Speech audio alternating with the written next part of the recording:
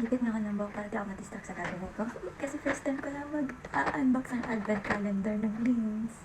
Di pa ako nakakatikim nito buong buhay ko, ha? Pero okay lang. Malayo na, pero malayo pa rin. Start tayo sa number 1. Tao po, mamamas ko po.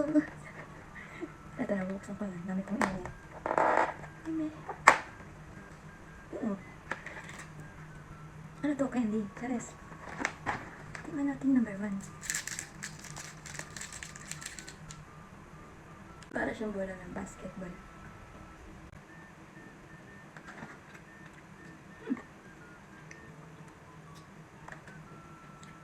Kaklase niya yung flat tops. Okay, anyways. Number 2 naman. Natin. Mamamas ko po ang taong ikaw.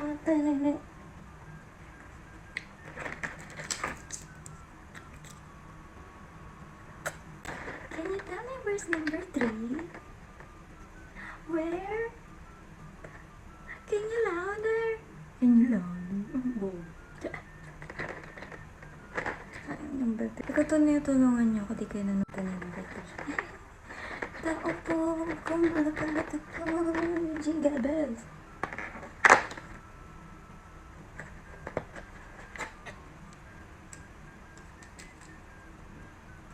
Number 4.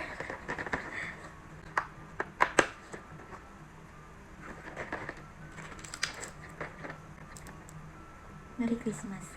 Ito na yung pamasko ko sa mga ngaralan sa amin. Shalalis. Can you please tell me where's number 5? Ako. Okay. Mamamas ko po sa bahay nyo. Walang tao. Red. Merry Christmas. Number 6.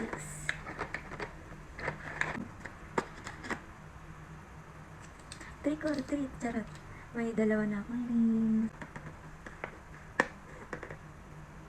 Sa may bahay. May dalawa na ako rin. Ibingo sa letrang B. Charot. Sa may bahay. Hati. Merry Christmas. At ayun na nga. Pula na naman.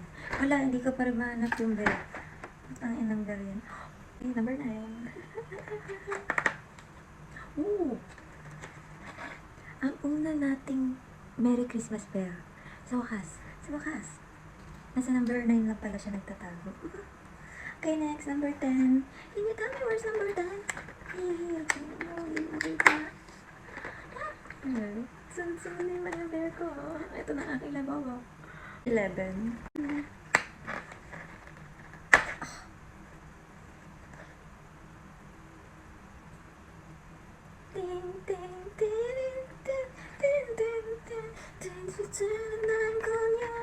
Heart.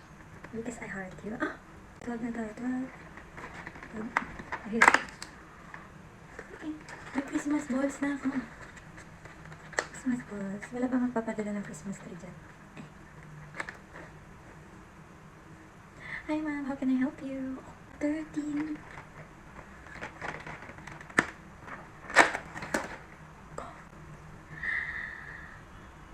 Duwende sa punso.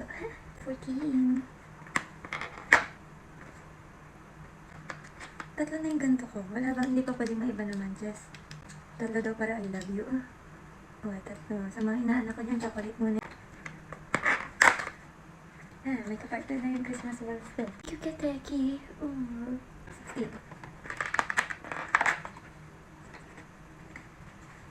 Same na number 1. Same, but different. Check.